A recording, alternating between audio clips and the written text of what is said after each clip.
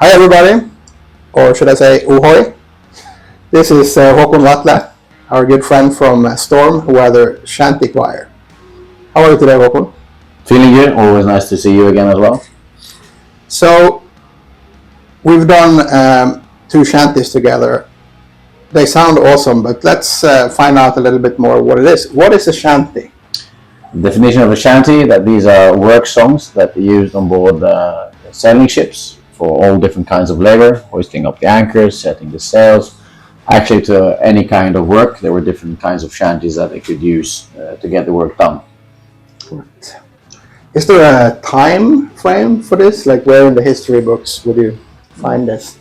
So they all know that from the early days of sail that song and music has been used. Also from the Viking time, they know that they were reciting songs as they were rowing.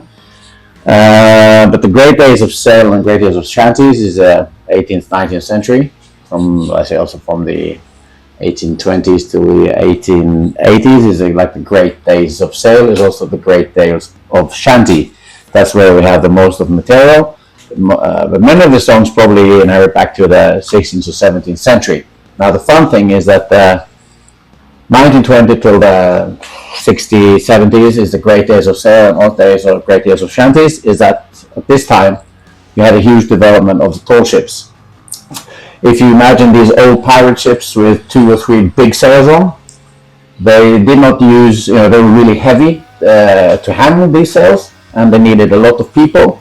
What happened in the 1820s is that they started to develop the shape of the ships, and you have more sails, but not as big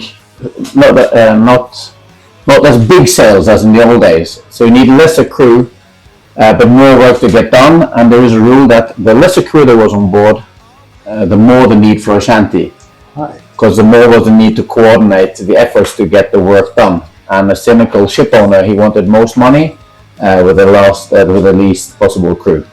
So little crew, more shanties. Wow. So you could say, like David Bergen, the Talking Heads guy, he's written a book about how music very often is shaped by where it's going to be performed. You can say that is true about shanties too. Absolutely, and it was also fun. Like many of our songs of the shanties were originally land-based, and they took them out. I like to say that the sailor was the first true music sampler. He found a good song ashore and made it salty out at sea. Right. So many of the songs we have have been from the shore side. Right. Awesome. So I want to know, how did you personally, did you get into the ships via the music, or did you get into ships and then found music? Music first, and then when I was much younger I didn't know what to do with my life, and then there was an option to go on board this tall ship, the Statsraad Lehmkuhl, which is a Norwegian 3-masted bark, one of the biggest active sailing ships in the world. The most awesome ship in the world. The most awesome ship in the world. So I started on the bottom of that ship, on the deck, and that was also where I heard the shanties. Before that, I've been playing mainly punk bands, punk and rock and roll in Norwegian. And then I heard these songs, and I thought, wow, these are extremely catchy. They are really, really catchy. That made me also go more into the studies of this. Parallel where I was sailing, I also started studying.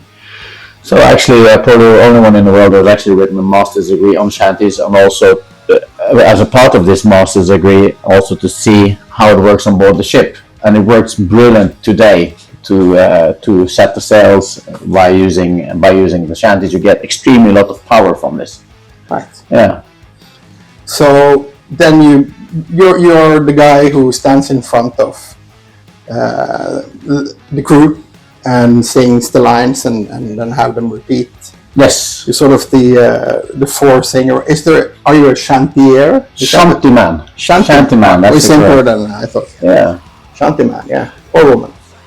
Shanty man or woman. In the old days it was mainly shanty men, of course. Yeah. But today you have also shanty women, of course. We just recently invented women, so. Yes. No wonder. It was, of course, due to history, it of course was quite manly domination on the sailing ships back in the days, but not now, of course. It's a great title, The Shanty Man. I saw on a Reddit channel, I can't remember, maybe it's 15, 17, when the Statsraad is coming in here, and you're doing a Bergen version of Australia. Yes. And that's one of the most powerful things I've seen. I've seen these. It reminded me of the vibe where, like they do in the Faroe Islands, where they have this deer singing from the sagas and all these repetitive things. And it's just, it has almost a spiritual feeling. It's so powerful when it's coming, both for the crew, but also for the city who's welcoming ship back home. Would you say that? Okay, we've talked about it. Like primarily, it has a practical function, technical function in a sense, but that it elevates also to a, if you're into that kind of thing, spiritual set, that it gives a bit of mental health being on the sea. And I also said in the old days that the singing ship is a happy ship. So whenever a ship came into port and left port, if there was Shanty from that song, from the ship, then the surroundings would know that this was a good ship to be on board. So it was also both a spiritual, but also very for the team spirit on board. And also said that the good shantyman was worth 10 men at the rope, because he could get up the spirit to get them to work, to encourage them and to motivate them. So definitely. And that is again what I like to say, that people think today that it's fun to sing shanties, which is of course it's fun to sing shanties, but say also singing is bloody serious business, because I also like to say that the sailors were the first true rock and rollers, also with the tattoos, a lot of stuff we have from there, and they were quite hard and rough men, and to get them sing, then first you need some really catchy songs. And also when you get these rough people to sing, when you sing, you automatically also open a bit of your heart. Yes. And after you've been singing together, you also create a kind of friendship. It's not so dangerous anymore. We have been singing together, we're holding the ropes together. It doesn't matter if you're singing in a false note. The only thing which is important when you're there at the ropes is that you sing loud and clear and with a lot of energy, like being a rock band on stage. Yeah, it doesn't have to be really good, just really fucking loud. Just mean it. Yes. That's what I'm saying, just mean it. Exactly, that is the essence of the whole thing. Very well put. I have to say, we really like it when we've worked with these, but it was special at your concert, both on stage of course, but also being on the side stage and watching your audience. Some of them look like that they've been to some shows, that they were, but you can see like the joy and people closing their eyes and singing, and it reminded me of like the best festival, metal shows, that you have this family kind of feeling, that you're all acquaintances, and that everybody is part of something. And I really like that. So I think it will be great, and I would recommend people the day when we bring this on the road, or rather on the sea route, that they show up and give it a listen live also, because it's next level power. And this guy starts really yelling.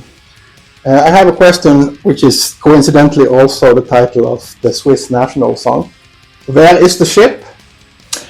Right now, the ship is in the middle of the Atlantic, almost about to finalize a 12 months expedition, one ocean expedition. So we're on our way now from Norfolk in the US, in the middle of the Atlantic, on our way to Cadiz. And we're going out again from Cadiz to the Azores, up to Brest before Easter, and then up to Dublin. And then we're coming into Bergen for a really great arrival on Saturday, 18th of April at 12 o'clock. So if you want to hear the singing from the mast, it's going to be very special, and it's going to be packed in the city. So it's also worth coming. Do you know the Shanty person? They might have to import them on board the day before, because they don't have one on board. So actually it might be me who will be leading them, standing up in the yards. I will be there. Check it out. Bring your kids. Yes, definitely.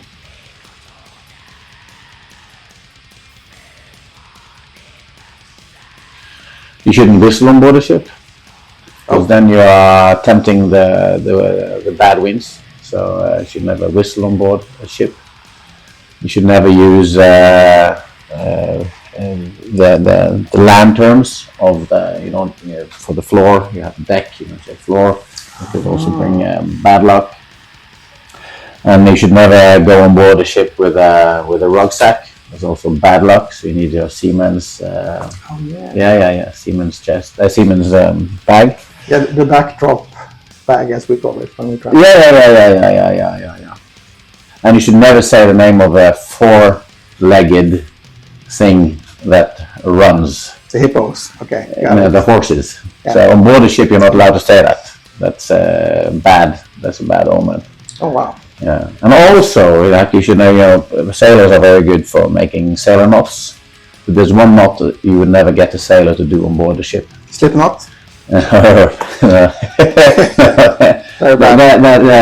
a good one. Not that either.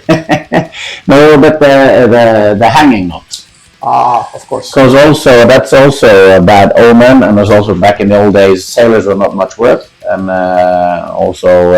it didn't take so much before many of them got hanged when they came to if something had happened. So it was you should never make a hanging knot. Right. Still, you don't do that.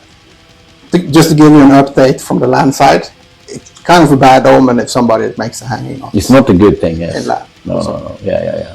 So let's agree on that. Slip knot. All right, Håkon. Thank you so much. Thank you so much. Enjoy the shanties.